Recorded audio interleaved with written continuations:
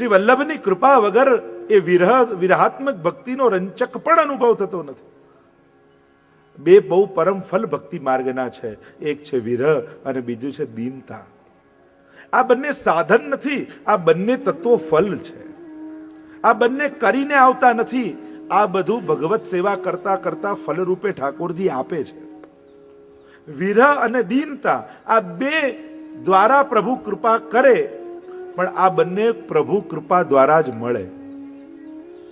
સેવાના સામે બેઠા બેઠા સેવા કરતા આનંદ પામી શકશો, પણ સેવાના અનવસર સમયે કે જ્યારે પ્રભુ સન્મુખ નથી બિરાજતા, ત્યારે વિરહ હૃદયમાં પ્રગટે ને ત્યારે માનવું કે મારી સેવા ફલિત થઈ.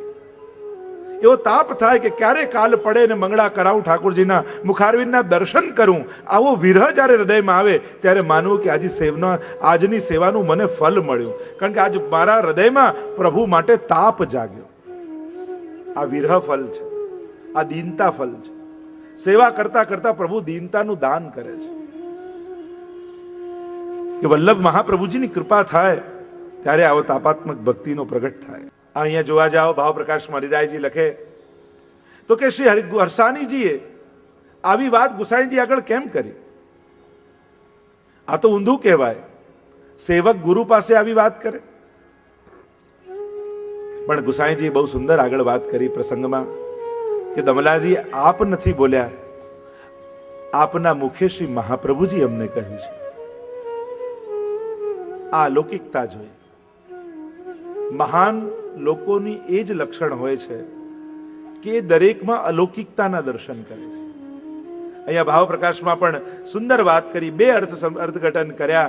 ભાવ પ્રકાશમાં હરિરાયજીએ સમજાવ્યું. એક વાત તો એ કરી કે અહીંયા દમલાજીએ કેવલ કોઈ વ્યવહાર જગતની વાત નથી કરી, પણ નિત્ય લીલામાં જે પોતાનું સ્વરૂપ છે, કારણ કે દમલાજી લલિતાજીનું સ્વરૂપ છે અને શ્રી ગુસાઈજી ચંદ્રાવલીજીનું સ્વરૂપ છે. અને ચંદ્રાવલીજી એ પરકીયા ભાવના ગોપીજનો છે. બે પ્રકારના ગોપીજનો લીલામાં છે, એક સ્વકીયા અને બીજા પરકીયા. સ્વકીયા ગોપીજનો વ્રજમાં એ કયા કે જેમના વિવાહ અન્ય ગોપો સાથે થઈ ગયા હતા, કે જેમના વિવાહ થયા નતા અને પ્રભુને જ સર્વસ્વ માનીને રહેતા, એ સ્વકીયા ગોપીજનો. અને પરકીયા ગોપીજનો એ કે જેમના અન્ય વિવાહ અન્ય જગ્યાએ થઈ ગયા હતા, પણ પ્રભુમાં એમને જાર ભાવ હતો, પ્રિય ભાવ હતો, એ પરકીયા ગોપીજનો. અને આ પરકીયા ગોપીજનો શિરમોર કયા છે. તો ચંદ્રાવલીજી એ પરકીયા ગોપીજનોના અધિષ્ઠાત્રી છે. અને એટલે અહીંયા લલિતાજી જ્યારે હાંસી ખેલ કરતા ગુસાઈજીને જોયા ત્યારે કહ્યું કે તમે તો પરકીયા ગોપીજન છો, અને એમનું હાસ્ય વિનોદ તો કેવલ ને કેવલ પ્રભુ પ્રત્યે હોય છે, પ્રભુ સાથે હોય છે. તો આમ પ્રભુને છોડી અન્ય સાથે આમ હાંસી કરવી એ ચંદ્રાવલીજી આપના માટે ઠીક નથી, કારણ કે આપનું ચિત્ત તો સદાય પ્રભુની સેવામાં મગ્ન છે, પ્રભુની લીલામાં આપ મગ્ન છો, અને આમ અન્ય સાથે હાંસી ખેલ થાય એ ઠીક નહીં, કારણ કે આપનો પરમ ભાવ તો પ્રભુ સાથે છે અને પ્રભુ પ્રત્યે જ આવા હાંસી ખેલ થઈ શકે. આવો સંકેત કર્યો છે. અને બીજો એક ભાવ એ કર્યો, શ્રી હરિરાયજી ભાવ પ્રકાશમાં લખે છે કે દમલાજી સતત અને સદાય શ્રી વલ્લભના ચિંતનમાં હોય છે, વલ્લભ રસમાં ભીંજાયેલા હોય છે. એટલે દમલાજી તો એક ખાલી વેણું જેવું છે, અંદર બધા સ્વર શ્રી વલ્લભના જ છે, વલ્લભમય છે. જેમ કે કાલે મેં દાઉજીની વાત કરી હતી કે શ્યામ દાઉજી આપણે ત્યાં સ્વીકારે છે કારણ કે પ્રભુના આવેશયુક્ત છે, એમ દમલાજી પણ વલ્લભાવેશી છે, વલ્લભના આવેશમાં રહે છે. એટલે દમલાજી કંઈ બોલ્યા જ નથી. ગુસાઈજીને તો મહાપ્રભુજીએ દમલાજીનો કેવલ નિમિત્ત બનાવી અને મહાપ્રભુજી જ બોલ્યા છે કે આપણો માર્ગ તાપ ક્લેશનો માર્ગ છે. ચૈતન્ય મહાપ્રભુના પ્રસંગમાં પણ આવે છે ને કે જ્યારે ચૈતન્ય મહાપ્રભુના શિષ્યો રૂપ ગોસ્વામી ને જીવ ગોસ્વામી મહાપ્રભુજી પાસે આવ્યા અને કહેવા લાગ્યા કે હે વલ્લભાચાર્યજી, આપનો માર્ગ તો પુષ્ટિ માર્ગ છે, પછી આપના સેવકો આવા દુબળા પાતળા કેમ છે? બધા પુષ્ટ હોવા જોઈએ. ત્યારે મહાપ્રભુજી એટલું કહ્યું કે મેં તો ઇનકો બહોત બરજ્યો, હું તો નારાજ થયો, ખીજાયો આમના પર કે આ માર્ગમાં ન આવો, અને છતાંય આયા તો હવે ફલ ભોગવે છે. અને રૂપ ગોસ્વામી જીવ ગોસ્વામી વાણીને સમજી ન શક્યા, આવ્યા ચૈતન્ય મહાપ્રભુ પાસે અને ચૈતન્ય મહાપ્રભુને વાત કરી કે આજે તો વલ્લભાચાર્યજીનો ભેટો અમને થયો.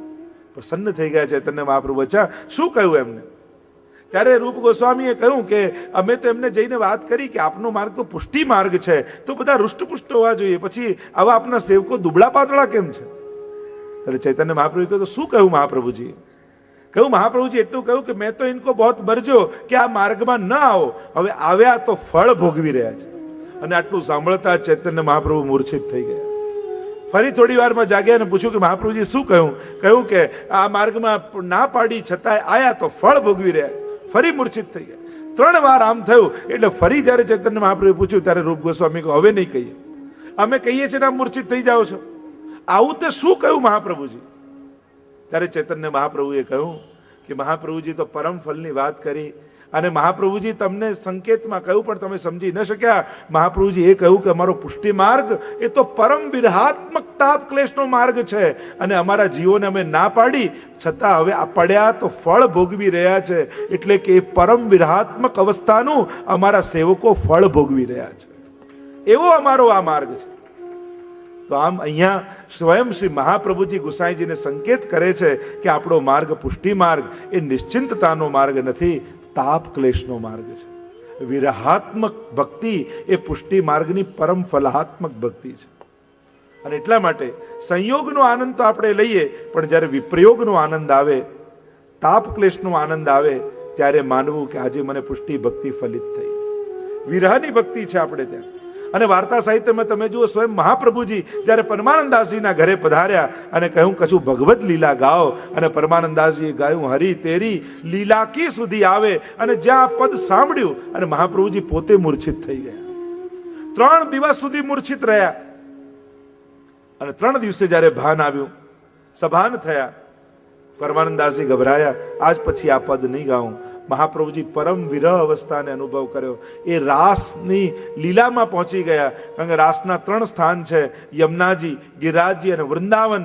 ત્રણેયની લીલામાં એક દિવસ રહ્યા. એટલે 3 દિવસ સુધી મૂર્છિત રહ્યા. આવી વિરહાત્મક ભક્તિનો માર્ગ આપણો પુષ્ટિ માર્ગ છે. અને એટલા માટે ગુસાઈજીને અલૌકિક ભાવથી કહ્યું છે દમલાજીએ કે હસી ખેલ કો નહીં પરમ વિરહ કો માર્ગ હૈ. એવો સંકેત શ્રી દામોદરદાસજીએ કર્યો છે. વાર્તા પ્રસંગ 5માં દામોદરદાસજીના પિતાના શ્રાદ્ધનો દિવસ આવ્યો. ગુસાઈજી પધાર્યા દમલાજીના ઘરે, અને દમલાજીને ત્યાં પધાર્યા, અને સ્વયં ગુસાઈજીએ પોતે દમલાજીના પિતાનું શ્રાદ્ધ કરાવડાયું. બ્રાહ્મણો થકી એમની પણ એક ભાવ છે, બ્રાહ્મણોને બોલાવીને શ્રાદ્ધ કરાવ્યું. અને શ્રાદ્ધ કરાવ્યું. ઉત્થાપન સમયે દામોદરદાસજી ગુસાઈજીને ત્યાં આવ્યા, અને ત્યારે ગુસાઈજીએ કહ્યું કે શ્રાદ્ધ કરાવ્યું તો હવે દક્ષિણા આપો. અને જ્યારે આવી વાત કરી ત્યારે દામોદરદાસજીએ સિદ્ધાંત રહસ્યના 1.5 શ્લોક કહ્યા. જે પ્રભુએ 1.5 શ્લોક કહ્યા હતા, એ 1.5 શ્લોક દામોદરદાસજીએ ગુસાઈજીને કહ્યા. ગુસાઈજી કે હજી આગળ કહો. કે જેમ પિતાનું શ્રાદ્ધ ગુસાઈજીએ કરાવ્યું દામોદરદાસજીનું, આવું કેમ?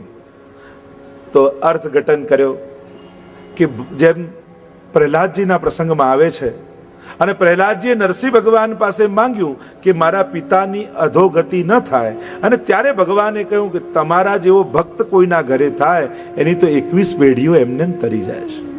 7 પિતા પક્ષની, 7 માતા પક્ષની, 7 સસુર પક્ષની. તો દામોદરદાસજીના પિતાનું શ્રાદ્ધ કરાવી ગુસાઈજીએ એમનો પણ પુષ્ટિ માર્ગમાં અંગીકાર કરી લીધો. એ શ્રાદ્ધ નિમિત્તે એમના પૂર્વજનો પુષ્ટિમાં અંગીકાર કરી એમના પર કૃપા કરી, એવો ભાવ પ્રકાશમાં અર્થઘટન કર્યું. અને કહ્યું કે તો દામોદરદાસજીના પિતા પૂર્વજોના તો પુષ્ટિ ભક્તિમાં સ્વીકાર કરી ઉદ્ધાર કર્યા, તો બાકી બધા વૈષ્ણવોનું શું? તો કહ્યું કે દામોદરદાસજી તો સર્વ વૈષ્ણવોના પ્રતિનિધિ રૂપ છે. એટલે કેવલ દામોદરદાસજીના પૂર્વજોનો ઉદ્ધાર નથી કર્યો, પણ જેણે જેણે બ્રહ્મ સંબંધ લીધું એ સર્વ વૈષ્ણવોના પિતૃઓનો ઉદ્ધાર મહાગુસાઈજીએ એ જ સમયે કરાવી દીધો, જે સમયે દામોદરદાસજીના પિતાનું શ્રાદ્ધ કરાવ્યું. કારણ કે દામોદર દાસજી સર્વ વૈષ્ણવોના પ્રતિનિધિ રૂપ છે અને એમના પૂર્વજોનો ઉદ્ધાર કરી સર્વ વૈષ્ણવોના, જેણે પણ, જો તમારા ઘરે તમે બ્રહ્મ સંબંધ લીધું હોય પણ બાકી બધાએ ભલે ન લીધું હોય, પણ છતાંય તમે જ્યારે બ્રહ્મ સંબંધ લો છો ત્યારે એ બ્રહ્મ સંબંધના મંત્રમાં એ પોતાના સર્વ સંબંધીઓનું સ્વીકાર કરાવી જ દો છો. પોતાના આત્મીયજનોનું, પોતાના વંશજોનું, પોતાના પિતૃઓનું, એ સર્વનો સંબંધ તમારા થકી બ્રહ્મ સંબંધમાં થઈ જ જાય છે.